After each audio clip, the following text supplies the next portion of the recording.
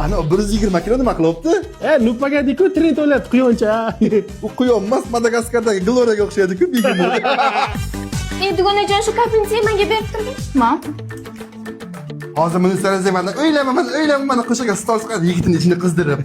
O'sha Munisa raqqosalar bilan nima bo'ldi? Bilmayman, aralashmayman, aytdim menga uni. Qani hangomada ke? Qizlar, uyimdan har kun sovchi arimayapti-ki, ota-onam uzatib borsalar o'qishim nima bo'ladi?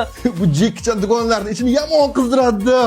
Bu hali bir yerga tegmaydi. Tez bo'l ikkinchi kurs kontrakt o'qiydi. Jamshid aka, qanaqa bozor? Men butikdan kiyinaman. Mani Toshkent City Mallga olib boring. O'zing bir patinkani qilib kiyapsan. Butikka balo bormi? Roltan yesa shash 20 ni qilsa mana shuda.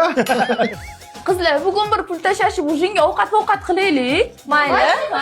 Men qo'shila olmayman, dugonalarim piknikka taklif qilgan. Allah yopti, kechasi piknik matmen bo'lib kela oladi bu. Yon dugonalar bilan gaplash piknikka bor ekan. Давай просмотр. Давай. Ana, ovqatim tayyor bo'ldi. Mani piknikim atmin bo'pti, endi sizlar bilan o'shin qilaman-da.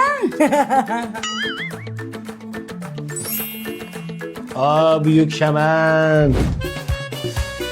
Shampun so'ma kirlar ketkazmaydi u. Boshimni og'ritma ketkazadi. So, tishingni kir so'm bilan yuvsan, qaymi? Pastidan ham zumma pasta bilan yuvgi.